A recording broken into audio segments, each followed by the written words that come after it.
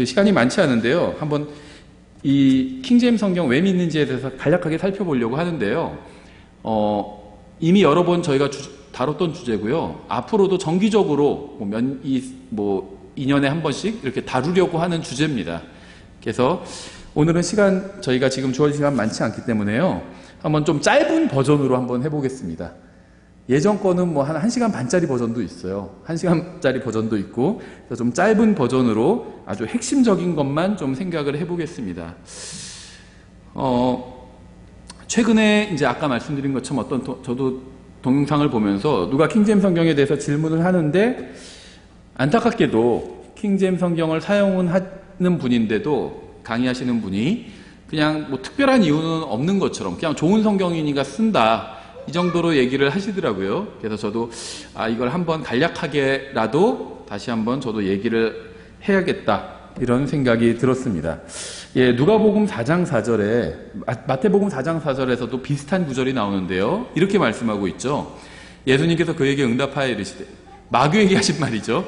기록된 바 사람이 빵으로만 살 것이 아니요 하나님의 모든 말씀으로 살 것이라 하였느니라 하시더라. 이렇게 말씀하고 있어요. 여기서 하나님의 말씀으로 사람이 살아야 된다 이렇게 말씀하고 있죠. 근데 이 성경은 하나님의 말씀이잖아요. 그래서 이 성경 문제가 분명히 중요한 문제입니다. 그래서 저희가 한번 살펴보는 거고요. 저희뿐만 아니라 다른 사람들도, 특히 예수님을 믿는다고 하는 사람들은 이 문제를 반드시 고민해 봐야 되는, 저는 그러한 문제라고 생각을 합니다. 그래서 여러분들이 이 주제 여러 번 다뤘던 것인데 이렇게만 생각하지 마시고요. 내가 다른 믿는 친구들, 믿는 주변의 사람들을 만나면 이제 어떻게 얘기해 줄 수 있는지 한번 또 생각해 보셨으면 좋겠어요. 저는 킹제임스 성경이 하나님의 말씀이라고 믿는데요. 이제 아주 간략하게 지금 이 시간엔 왜 그렇게 믿는지를 좀 살펴보려고 합니다. 오늘날 많은 사람들이 하나님을 믿는다고 주장하죠. 기독교인이 많이 줄었다고 하지만 그래도 하나님을 믿는다고 말하는 사람은 이단이랑 다 합하면 거의 1000만 가까이 아직 되는 것 같아요. 인구가 늘었으니까 옛날에 비해서 우리나라에서 비율은 줄었지만 아직도 하나님 믿는다고 하는 사람들이 많은데, 문제가 뭐냐면 하나님을 믿는다고 주장하는 사람들은 많지만 뭘 믿는지 얘기를 해보면 서로 너무나도 다르다는 겁니다. 당장 저희만 해도 같은 건물에 있는 신천지랑 믿는 게 다르죠. 서로. 원인이 있겠죠. 가장 큰 원인은요, 하나님을 믿는다고 하면서도 하나님의 말씀을 믿지 않기 때문이라고 생각합니다. 그러니까 많은 사람들이요, 제가 말하는 건 이제 기독교인들이 하나님과 하나님의 말씀을 분리를 해요. 저는 항상 교회에서도 여러 번 강조를 했죠. 하나님을 믿는다는 건 하나님의 말씀을 믿는다는 거예요. 이건 분리할 수가 없습니다. 저를 믿으면 저의 말을 믿어야 되잖아요. 예를 들면 나는 이우진이라는 사람을 믿을 만한 사람이야. 하지만 그 사람이 하는 말은 내가 못 믿겠어. 이럴 수는 없어요. 그렇죠. 저를 신뢰하고 믿는다면 저의 말을 믿어야 됩니다. 그렇죠. 마찬가지로 하나님을 믿는다면 하나님의 말씀을 믿어야 돼요. 하나님은 믿지만 하나님의 말씀은 관심 없다. 이건 하나님께 관심이 없는 겁니다. 그래서 하나님을 믿는 것은 하나님의 말씀을 믿는 것과 정확히 같습니다. 하나님을 믿으면 하나님의 말씀을 믿지 않을 수는 없어요. 그러면 하나님을 믿지 않는 겁니다. 누군가를 믿으면 그 사람의 말을 믿어야 돼요. 그래서 우리가 이 하나님을 믿는 사람들이 모였잖아요. 그럼 이제 하나님의 말씀인 이 성경을 믿는 문제가 우리에게 굉장히 중요한 문제라는 겁니다. 분명히 말씀드리면요, 저는 개역 성경을 읽다가 구원을 받았어요. 그래서 제가 킹제임스 성경을 믿고 또 개역 성경이 잘못됐다고 얘기를 한다고 해서 개역 성경 자체에 어떤 선한 것이 하나도 없고 그것을 통해서는 구원받을 수도 없다, 이런 주장을 하는 건 아닙니다. 저도 개역 성경을 읽다가 구원받았어요. 그리고 제가 아는 한, 저는 이제 킹제임스 성경을 믿는 이런 독립침례교회에 들어온 지가 한 30년이 되는데요. 제가 아는 한 어떤 독립침례교회 목사도, 킹제임스 성경을 믿는 목사도, 어떤 목사도 개역 성경을 통해서는 구원받을 수 없다, 이런 얘기를 하는 건 들어본 적이 없어요. 반대편에 선 사람이 킹제임스 성경 믿는 교회들을 공격할 때 그런 얘기를 하는 건 봤습니다. 킹제임스 성경 믿는 사람들은 개역 성경 통해서는 구원받을 수도 없다고 한다더라, 이렇게 얘기하는 건 들어봤어도 킹제임스 성경을 믿는 목사가 그런 얘기를 하는 건 한 번도 들어본 적이 없습니다. 그래서 그거는 사실이 아니고요. 개혁 성경이 저는 잘못된 성경이라고 믿지만 그렇다고 해서 개혁 성경을 통해서 구원받을 수도 없다. 그런 얘기를 하는 건 아닙니다. 구원받을 수 있어요. 복음 전도지 읽고 구원받을 수도 있잖아요. 왜냐하면 전도지는 하나님의 모든 말씀을 다 담고 있진 않지만 구원에 필요한 어떤 최소한의 말씀들을 담고 있잖아요. 전도지들이. 개혁 성경도 마찬가지예요. 잘못된 부분이 있지만 구원에 필요한 말씀들이 들어있습니다. 예, 그래서 개혁 성경 통해서 구원받을 수도 있고요. 저도 개혁 성경 통해서 구원받았습니다. 그런데 왜 그러면 개혁 성경을 잘못했다고 지적하는 것이냐? 그걸 통해서 구원받을 수 있으면 되는 거 아니냐? 이렇게 생각할 수가 있는데요. 구원은 성경에서 다른 말로 하면 출생으로 표현하고 있어요. 낳았다고 해서 되는 게 아니잖아요. 낳은 정 있고 기른 정이 있다 이런 말이 있는 것처럼 낳는 것만큼이나 성장하는 것도 중요합니다. 생명에게 있어서는. 태어나면 되는 게 아니죠. 태어난 건요 정말 시작에 불과합니다. 저희도 아이를 셋이나 낳았지만 아이를 낳는 것도 쉽지 않은 일이었어요. 어렵습니다. 여러 가지 준비해야 될 것도 많고요. 또 잘 태어나기까지는 얼마나 조마조마했는지 몰라요. 저희도 늦은 나이에 낳다 보니까 보통 장애아 확률 이런 게 있어요. 무슨 검사해가지고 800분의 1 막 이렇게 나오는데 저희 셋째 날 때는 24분의 1 이런 식으로도 나왔어요. 근데 그게 그냥 단순히 어떤 확률만 계산해가지고 나이가 산모 나이가 많고 그러면은 확률이 되게 높게 나와요. 24분의 1 생각해 보세요. 굉장히 높은 거예요, 확률이. 그렇죠? 그런데요, 저희 불안해하지 않았었어요. 왜냐면은 첫째, 둘째 낳으면서 처음에는 그런 확률을 듣고 왜 이렇게 높지 막 그랬었는데 낳아보니까 그게 어떤 의미에서는 별게 아니더라고요. 그냥 계산을 그렇게 했을 뿐이에요. 그 결과적으로도 건강하게 태어났어요. 가장 건강하게 태어났어요. 가장 잘못 태어날 확률이 높다고 했는데 가장 셋째가 건강하게 태어났습니다. 그래서 태어나기까지는 태어나는 게 너무 중요해요. 항상 태어나기까지는 관심이 다 저희 자매나 저나 거기 가 있었습니다. 과연 얘가 건강하게 태어날까? 아무 사고 없이 태어나야 될 텐데 손가락 발가락 다 10개, 20개 다 붙어있고 제대로 태어나야 될 텐데 그게 관심사였어요. 당연하죠. 근데 태어나고 나서 이제 더 이상 그거는 생각을 하지 않아요. 정말 손가락 10개인가 세지 않습니다. 처음에 태어났을 때 확인했고 정상으로 다 나왔어요. 시력도 정상이다, 청력도 정상이다, 다 정상이래요. 그럼 더 이상 이제 문제될 게 없어요. 그 다음에 필요한 건 뭐죠? 이제 자라가는 겁니다. 저도 개혁 성경 읽다가 구원받았어요. 개혁 성경으로도 누군가 구원받을 수가 있습니다. 제가 아는 한 킹제임스 성경 진영에 있는 모든 사역자들 다 인정합니다. 그 대부분은 한국에 있는 킹제임스 성경의 사역자들은 대부분은 다 개혁 성경 통해서 구원받은 사람들이 많아요. 그런데 개혁 성경을 통해서는 바르게 자라가는데 한계가 있기 때문이에요. 개혁 성경을 통해서는 영적으로 전혀 성장할 수 없다 이런 말을 하는 게 아닙니다.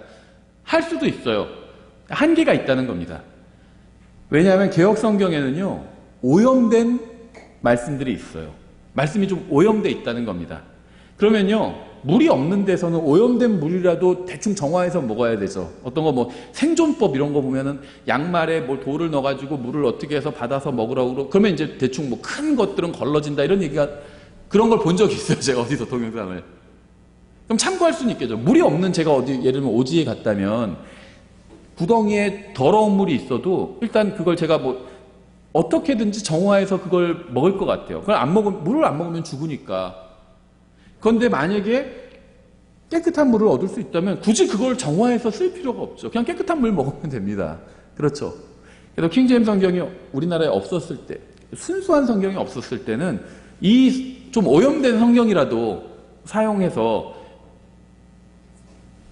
수분을 섭취하고 했어야 됐죠. 하지만 지금은 그럴 필요가 없다는 겁니다. 그래서 분명히 말씀드리는 것은 개혁 성경을 통해서는 구원받을 수도 없거나 전혀 영적으로 성장할 수도 없다 이런 주장을 하는 건 아니에요. 구원받을 수 있고요. 영적으로 조금 성장할 수도 있겠죠. 하지만 순수한 말씀이 있다면 그 순수한 말씀을 선택해야 되는 게 너무나도 당연한 이치겠죠. 조금 오염된 물이 있고 깨끗한 물이 있다면 굳이 왜 그 오염된 이 물을 먹어도 죽진 않는데 굳이 깨끗한 물 먹을 필요 있어? 이렇게 얘기한다면 어리석다고 할 거 아니에요. 그렇죠. 깨끗한 물이 있으면 깨끗한 물을 마셔야 되죠. 깨끗한 물이 없다면 좀 오염되었지만 이걸 정화해서 쓰겠죠. 킹제임스 성경이 없다면요, 개혁 성경을 전 썼을 거예요. 우리나라에 아직 킹제임스 성경이 번역되지 않았다면 개혁 성경 쓰면서 킹제임스 성경과 비교해서 여기는 좀 잘못됐습니다, 이렇게 얘기를 하면서 제가 성경을 가르쳤을 겁니다. 킹제임스 성경이 있으니까 이걸 사용하는 게 너무나도 당연하겠죠. 성경에서는요, 예수님께서 이렇게 말씀하셨어요. 하늘과 땅은 없어지겠으나 내 말들은 없어지지 아니하리라, 이렇게 말씀하셨어요. 계시록 마지막 부분에선 만일 어떤 사람이 이 대언의 책의 말씀들에서 빼면 하나님께서 생명책과 거룩한 도시와 이 책에 기록된 것들로부터 그의 몫을 빼시리라, 이렇게 말씀하셨습니다. 그러니까 예수님께서는요, 예수님의 말씀이 없어지지 않겠다고 말씀하셨고요. 그리고 또 성경에서는요, 성경을 이제 마치면서 마지막 부분에서 경고한 게 이 책에서 빼거나 더하지 말라, 이렇게 경고하고 있다는 거죠. 왜 이런 경고를 할까요?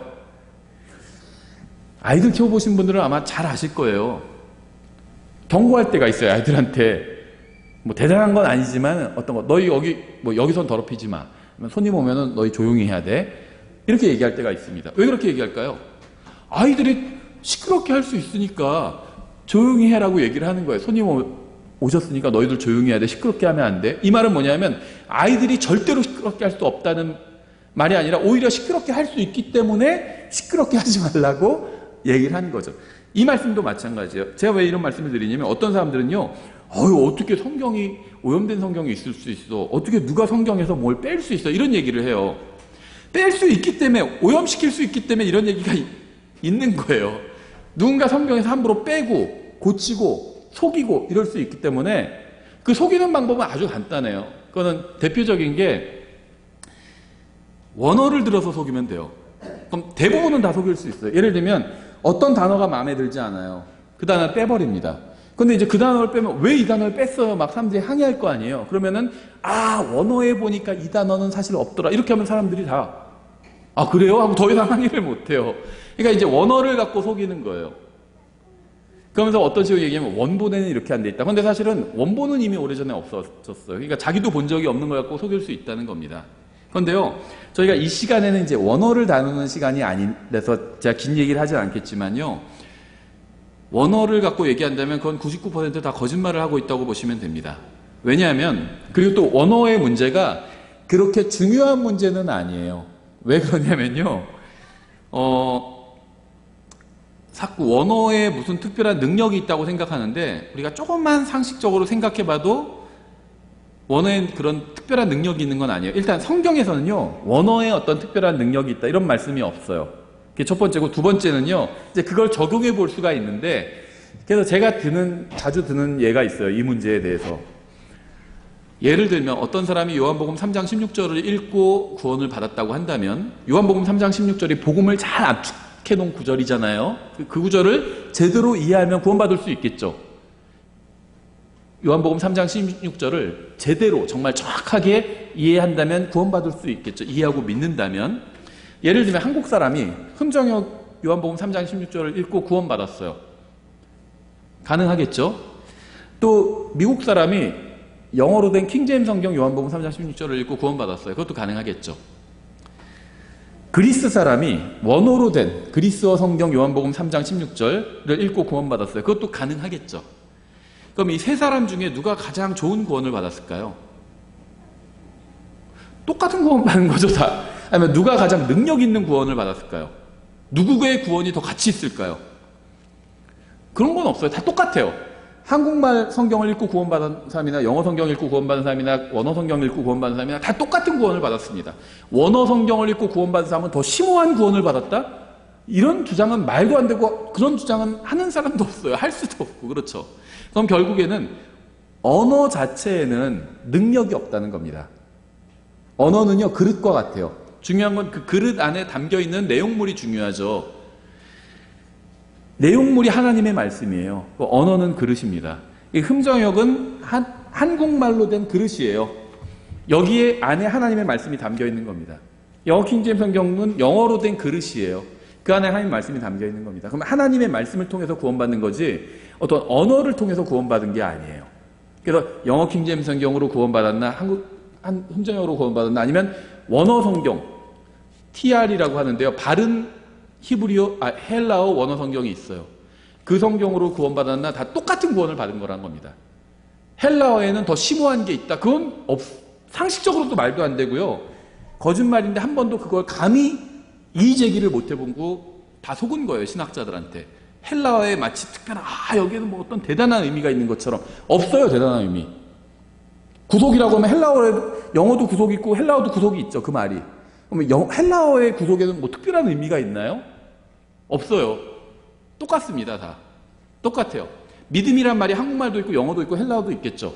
헬라어의 믿음이란 말에는 더 특별한 의미가 있나요? 없어요. 다 똑같아요. 그냥 믿는 거예요. 받아들이는 겁니다. 그래서 어느 언어로 구원받았는지는 중요하지 않아요.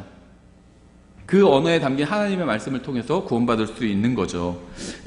그런데 성경은 분명하게 이 하나님의 말씀에서 빼거나 넣을 수 있다고 경고하고 있어요. 그래서 그런 짓 하지 말라고 경고하고 있죠. 그 말은 뭐냐면 할 수 있다는 거예요. 그런 짓을. 선악과를 왜 먹지 말라고 하셨을까요? 만약에 선악과를 먹을 수도 없었다면 먹지 말라는 경고를 안 하셨겠죠. 근데 먹을 수가 있었죠. 먹지 말라는 하나님의 경고를 무시하고 먹을 수 있었죠. 그래서 하나님께서 먹지 말라고 경고하신 거죠. 가능하기 때문에 하지 말라고 한 거죠. 예를 들면 사람들한테 너희는 하늘을 날지 말라.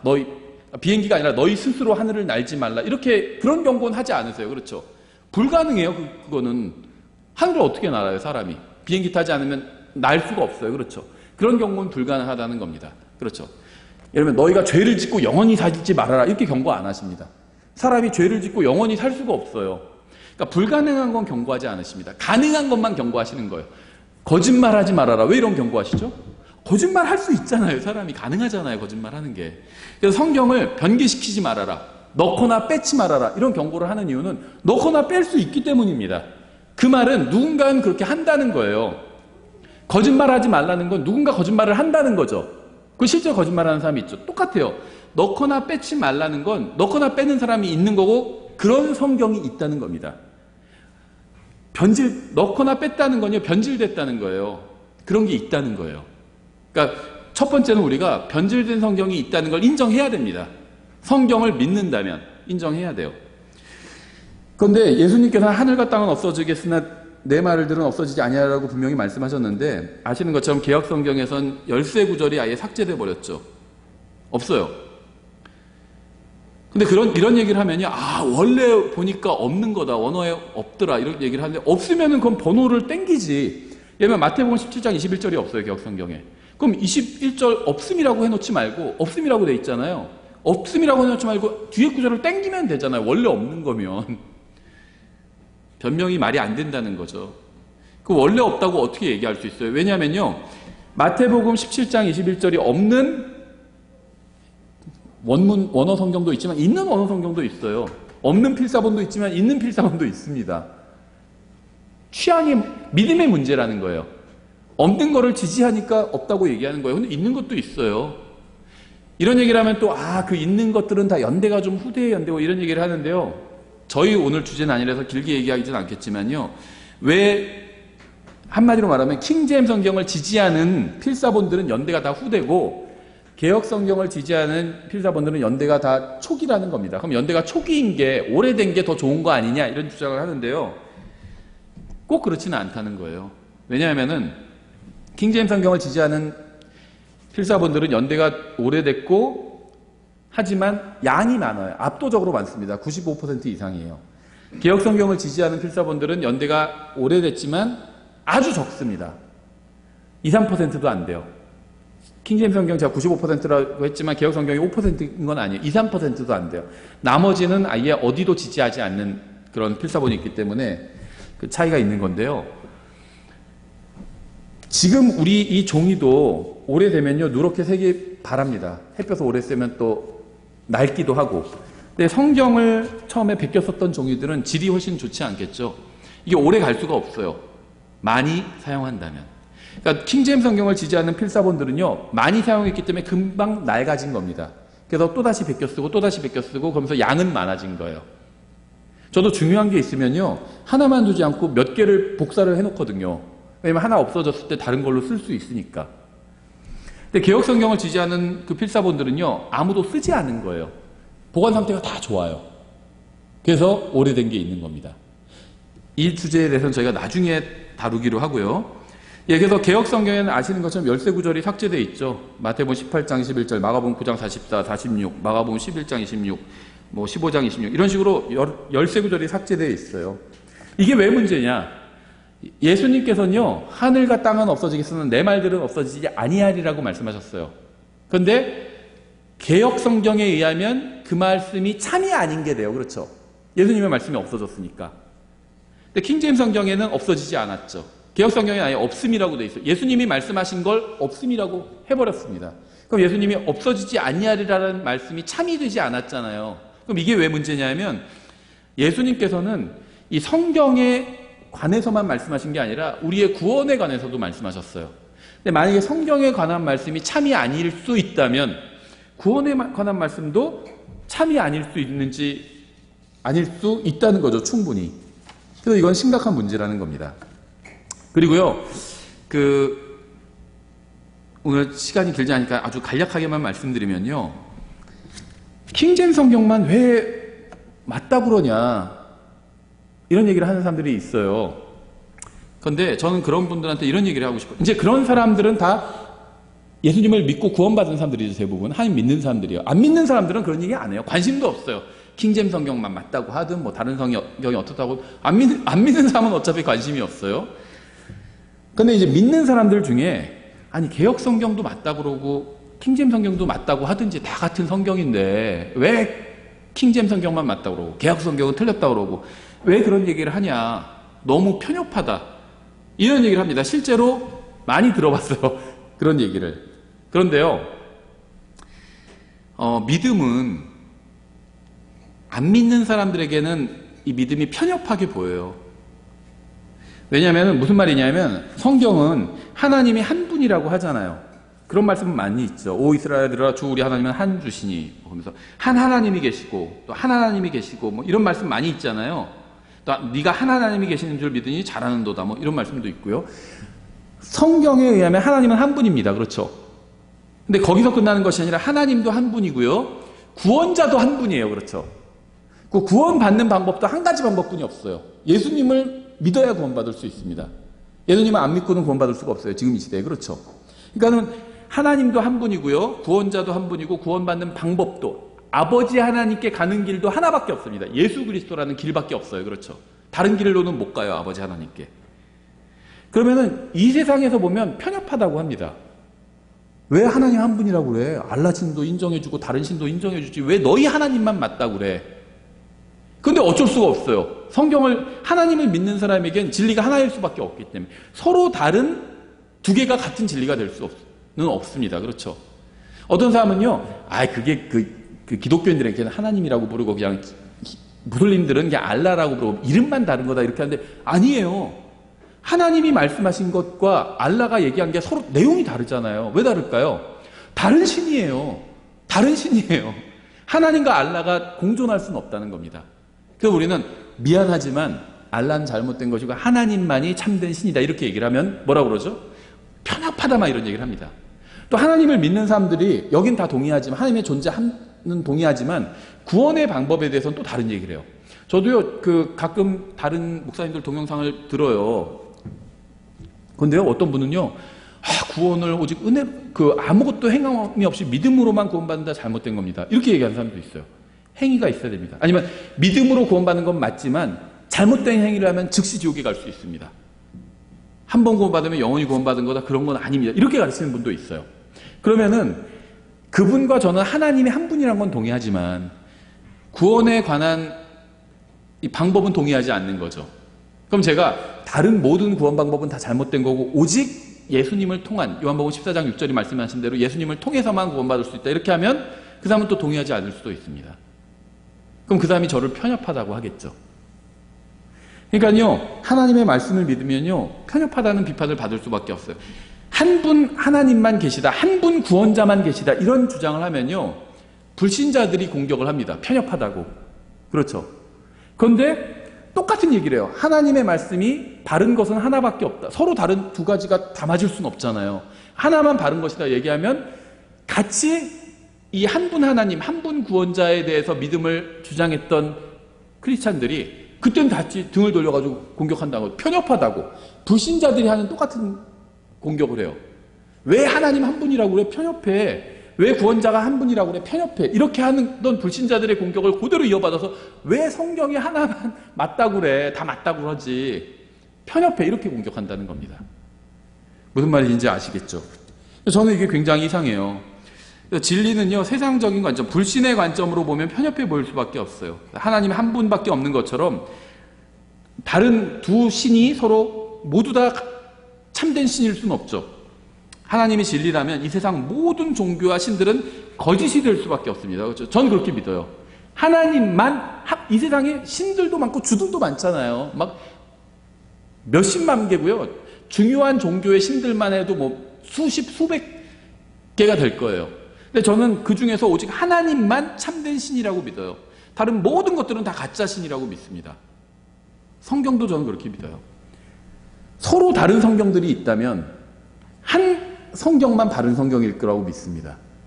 그리고 나머지는 한 성경이 바르다면 그 성경과 다른 모든 성경들은 다 어딘가는 잘못된 성경이라고 믿어요.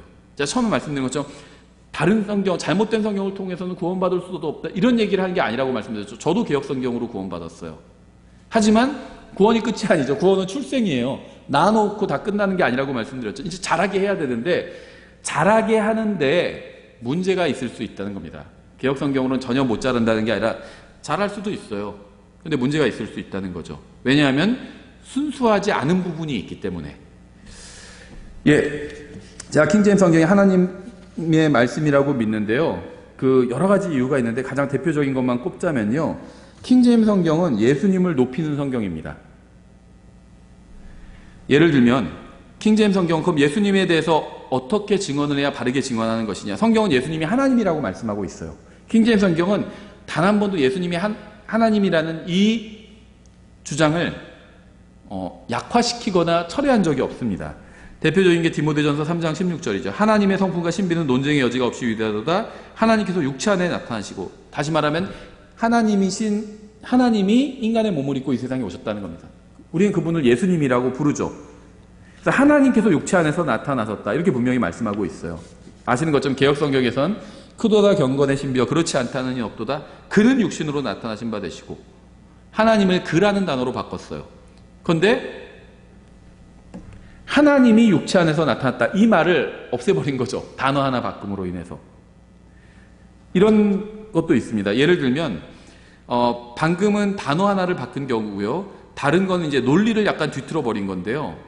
로마서 14장 10절에 이렇게 되어 있어요. 그러므로 내가 어찌 형제를 판단하느냐, 어찌 내 형제를 무시하느냐, 우리가 다 그리스도의 심판석 앞에 서리라. 12절. 그러므로 이와 같이 우리 각 사람이 자신에 관하여 하나님께 회개 보고를 하리라. 이 말씀에 의하면 그리스도의 심판석 앞에 서서 하나님께 회개 보고를 합니다. 그리스도가 하나님이라는 의미죠. 개역성경에 이렇게 되어 있죠. 내가 어찌 내 형제를 판단하느냐, 어찌 내 형제를 업신 여기느냐, 우리가 다 하나님의 심판대 앞에 서리라. 이러므로 우리 각자 각인이 자기 일을 하나님께 직구하리라. 하나님의 심판대 앞에 서서 하나님께 직구한대요.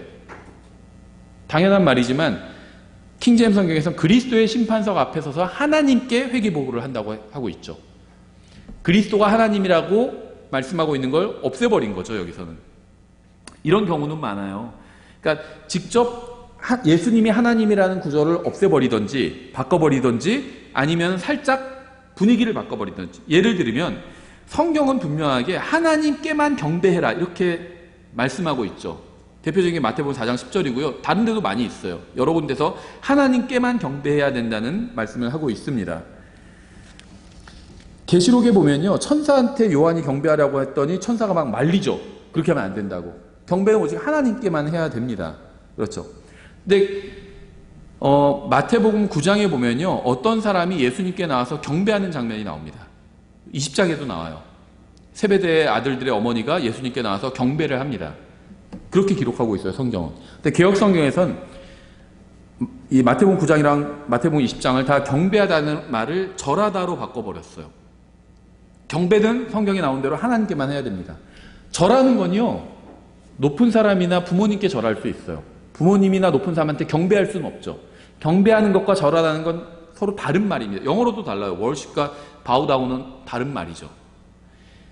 개역 성경이 이런 식으로 바꿨다는 겁니다. 개역 성경뿐만 아니라 NIV나 다른 영어 성경들도 다 이렇게 바꿨어요. 예수님께 경배하는 구절을 다 바꾼 게 아니라 예를 들면 한 10구절이 있으면 5구절을 바꿔버리는 거예요. 절반을 바꿔버리는 겁니다.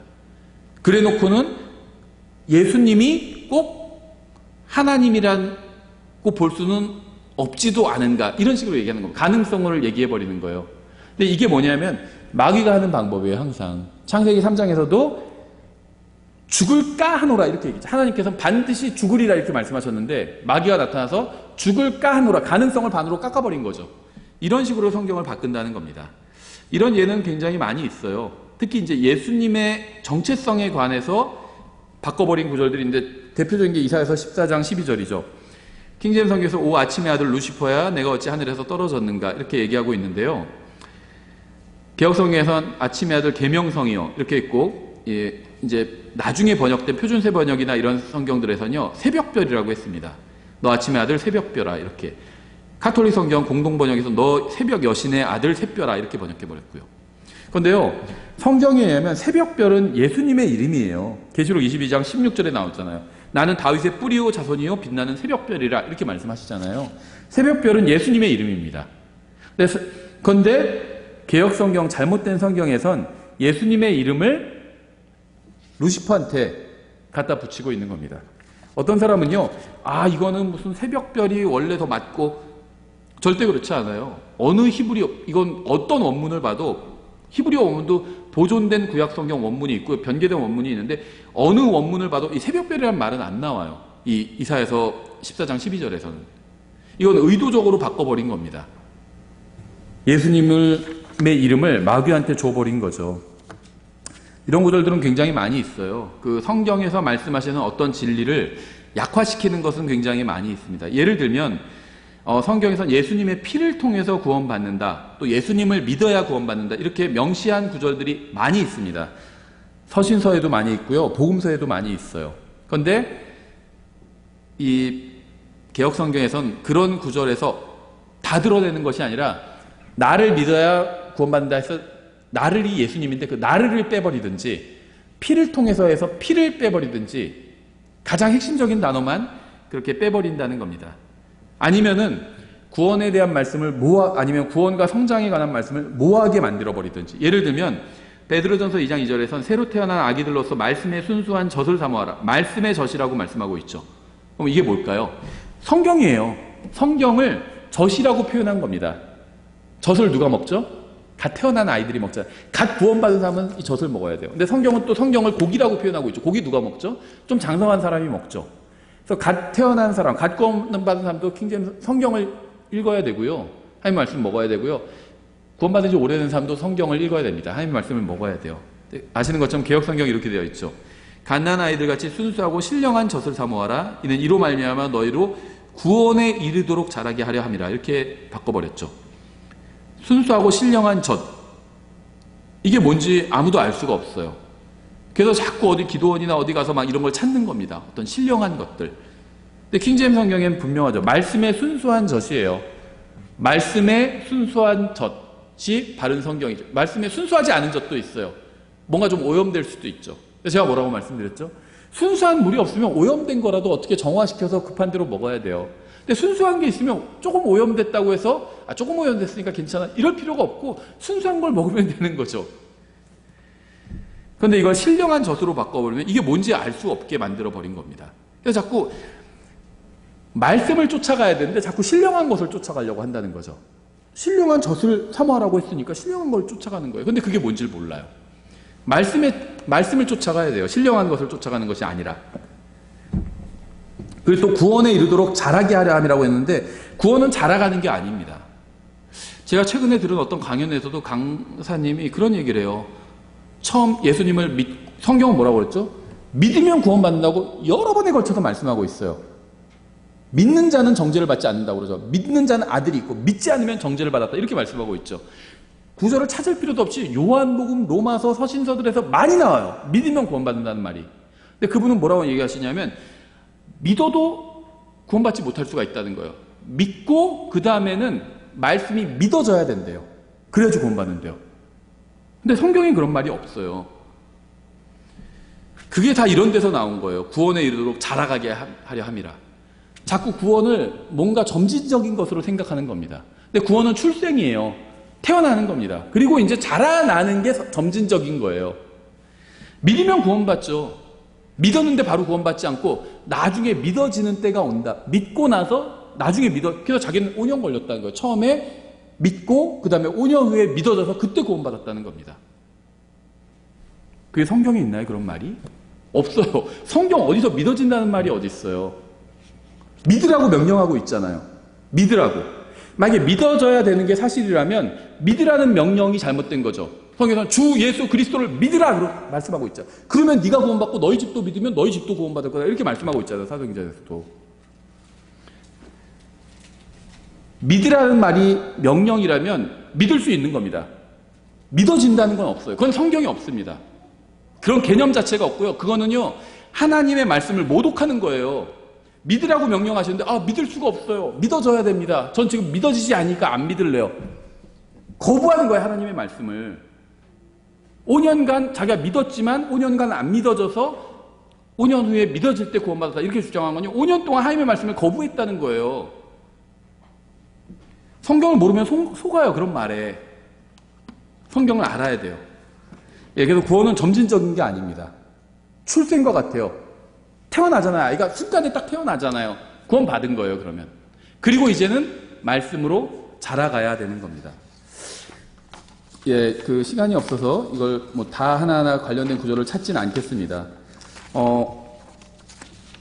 하나님, 우리가 처음에 찾아본 누가복음 4장 4절, 또 마태복음 4장 4절 똑같은 말씀이 나오죠. 사람이 빵으로만 사는 것이 아니라, 빵이 음식을 의미하는 거예요. 사람이 빵으로만 사는 것이 아니라 하나님의 입에서 나오는 모든 말씀으로 사느니라 이렇게 말씀하고 있어요.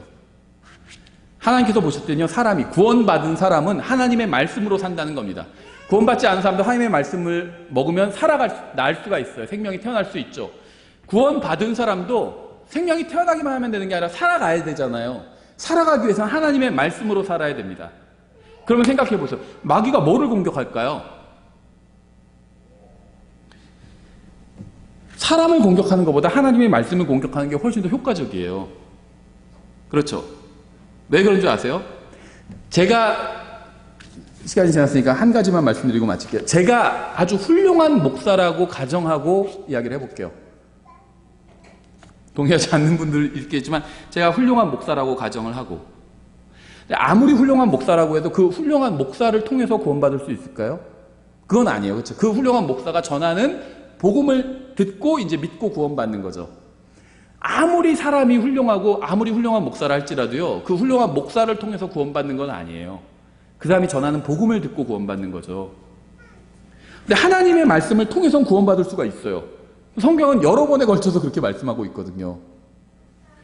그러면 마귀가 하나님의 말씀을 공격하지 사람을 공격할 때도 있겠죠. 그런데 더 효과적인 건 하나님의 말씀을 공격하는 일이라는 거죠. 이걸 오염시키면은 오염된 게 계속 흘러나가게 되거든요.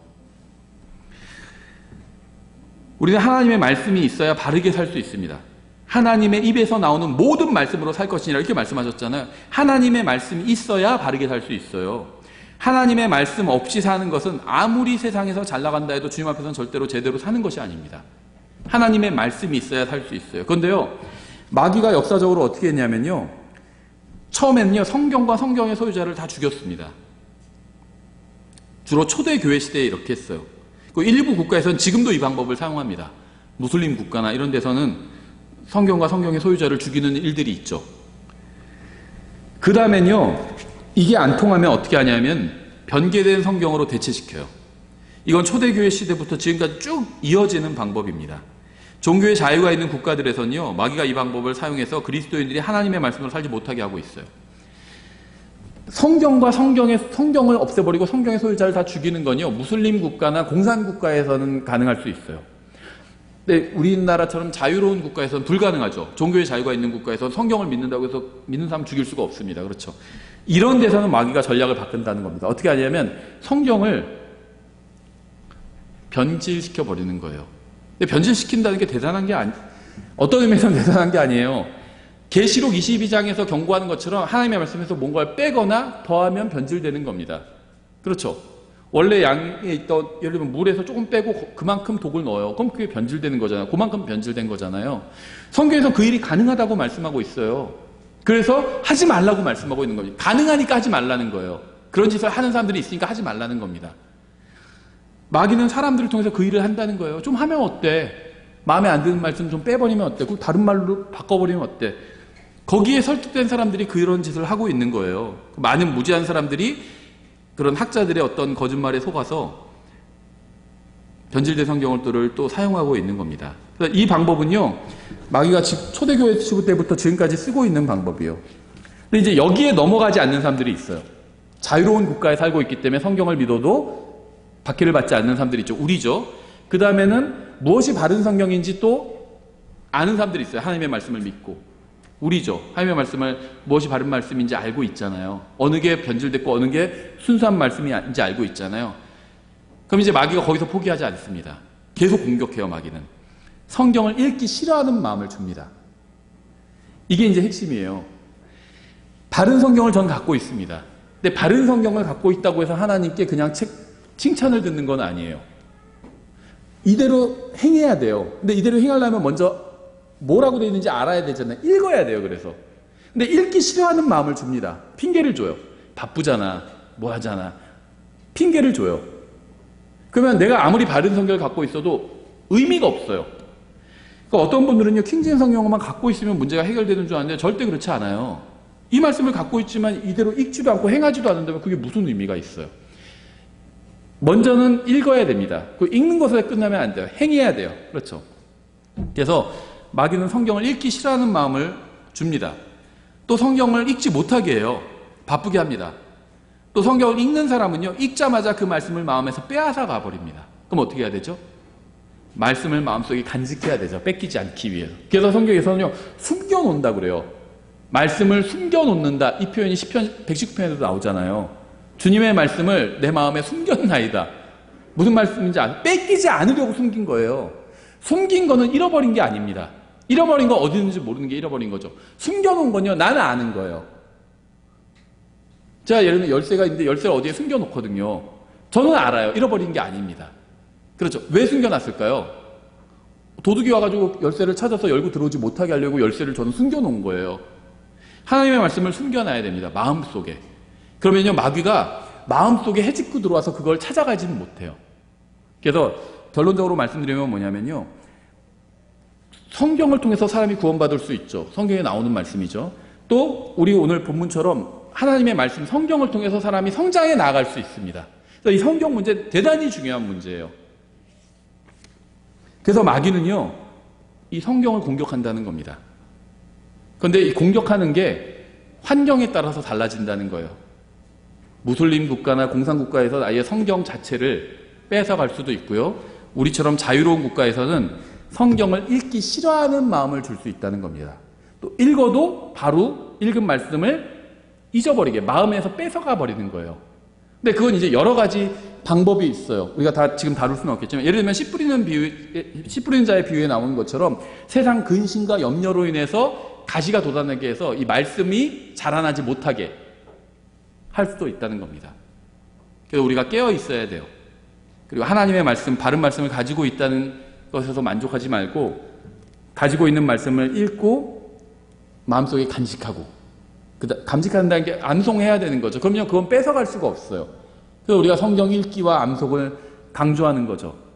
뺏어갈 수가 없어요. 내가 암송하고 있는 말씀은 뺏어갈 수가 없어요. 암송하고 그 다음에 그 말씀대로 실제 살아야 되겠죠. 그게 성령님과 동행하는 거예요. 어떻게 그 말씀이 그거냐 이렇게 생각할 수도 있는데요.